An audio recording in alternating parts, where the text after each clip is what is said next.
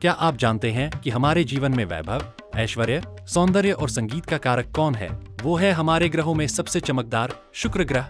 जी हाँ, यही ग्रह है जो हमारे जीवन में खुशियों की रौनक लाता है। 29 अप्रैल 2024 को शुक्र अस्त हो गए थे और साथ ही 6 मई को गुरु भी अस्त हो गए थे। इसका परिणाम मई और जून में कोई भी शुभ विवाह मुहूर्त नहीं बन पाया। लेकिन चिंता की कोई बात नहीं, क्योंकि अब शुक्र 29 जून को फिर से उदय हो रहे हैं और इसके साथ ही फिर से शहनाई और ढोल नगाड़ों की धुन गूंजने लगेगी। काशी हिंदू विश्वविद्यालय के ज्योतिष विभाग के प्रोफेसर पंडित सुभाष पांडेय ने बताया कि जुलाई के महीने में 9, 11, 12, 13 और 15 तारीख को विवाह का लग्न है। उसके बाद देवशयनी एकादशी है। देवशयनी एकादशी पर भगवान विष्णु शयन मुद्रा में चले जाते हैं, जिसके कारण मांगलिक कार्य रुक जाते हैं। इसलिए जुलाई के बाद फिर नवंबर और दिसंबर के महीने में विवाह के लग्न है।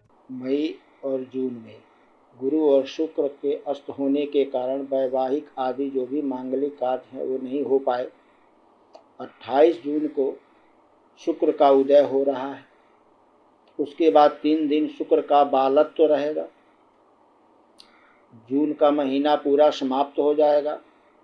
जुलाई जब प्रारंभ होगा तो उस समय 13 दिन के पक्ष होने के कारण आषाढ़ कृष्ण पक्ष में कोई मांगलिक कार्यक्रम नहीं होगा। इसलिए कि जिस वर्ष पक्ष में 13 दिन का पक्ष होता है उसमें कोई मांगलिक कार्य नहीं होता है। उसके बाद शुक्ल पक्ष में जाकर के 9 जुलाई से लेकर के 15 जुलाई के मध्य में विवाह आदि मंगलकृत हो सकते हैं। उसमें मुहूर्त पंचांगों में दिए गए हैं।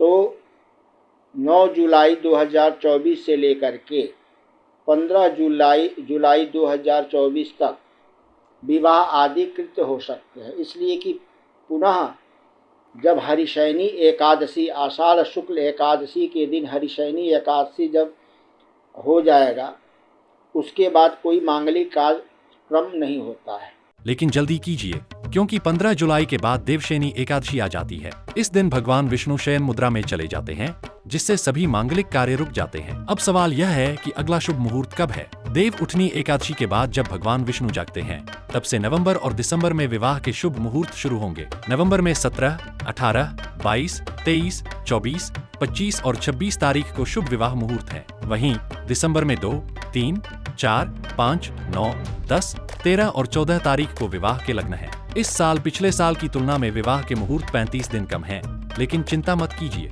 जितने भी मुहूर्त हैं वे आपके जीवन को खुशियों से भरने के लिए पर्याप्त हैं।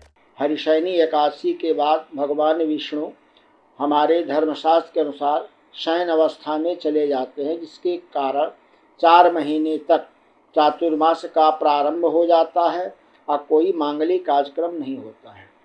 तो जुलाई में केवल 9 जुलाई से लेकर के 15 जुलाई के मध्य में ही विवाह आदि के 2-4 मुहूर्त ग्रंथ पंचांगों में लिखे गए हैं। तो तैयार हो जाइए, इस साल का हर मुहूर्त खास है और शुक्र के उदय के साथ आपके जीवन में खुशियों की शहनाई फिर से बजने वाली है। लोकल 18 के लिए वाराणसी से अभिषेक जायसवाल की रिपोर्ट।